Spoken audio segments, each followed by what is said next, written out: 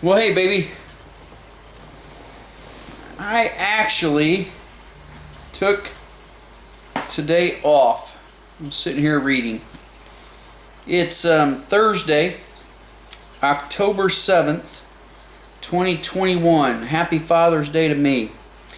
I've been reading today. I also had lunch. I had lunch with Paul, my former boss.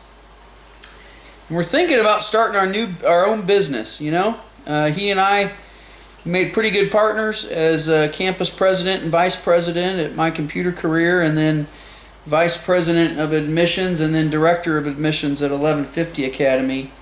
We just worked together so well, and he's turned out to be such a good friend, actually.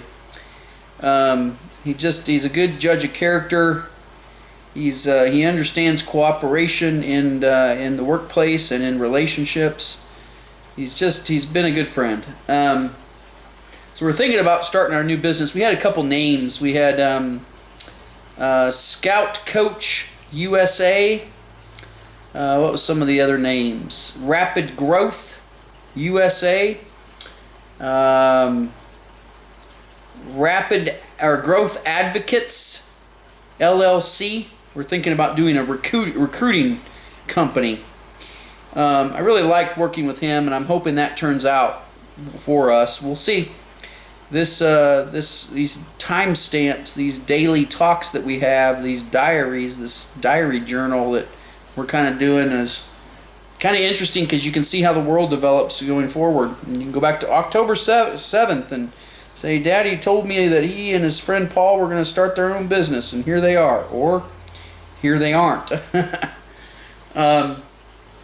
But anyway, I took today off. I'm so frustrated with my current workplace and with my bosses, and he's frustrated because he doesn't have any work right now and any income, and we're both just so darn good at our jobs.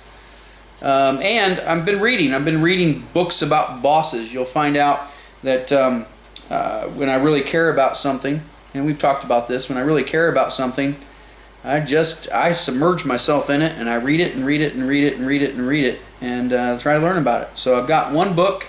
I might have shared this with you already. Surviving Bad Bosses. Survival Guide to Bad Bosses. I've got about half of that book done already.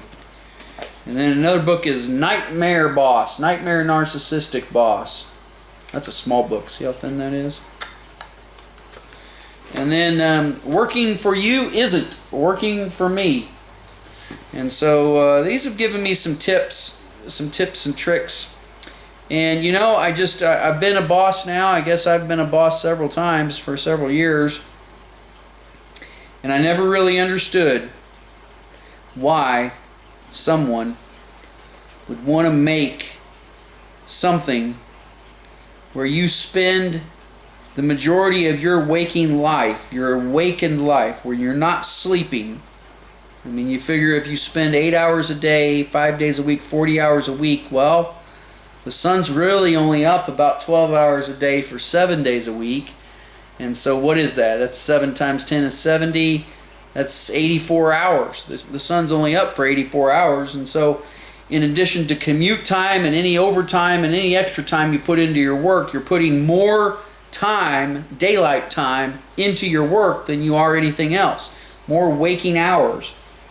And I just don't understand why someone who's a boss would choose,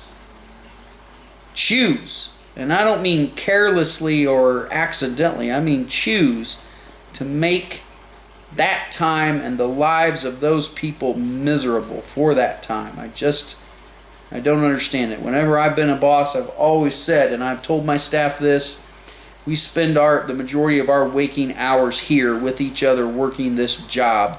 I want us to have as much fun as we can while we're getting success, and I just don't understand it. So I'm reading these books to find out. Survival Guide for Bad Bosses, Working for You Isn't Working for Me, and Nightmare Boss. So that's what I'm focused on today. I'm getting a phone call here. Oh, there he is. That's Paul Wolf there. See? That's his daughter. One of these days I'll have a picture of you like that. So anyway, happy Father's Day. I'm going to take this call. October 7th, 2021. Can't wait to call you.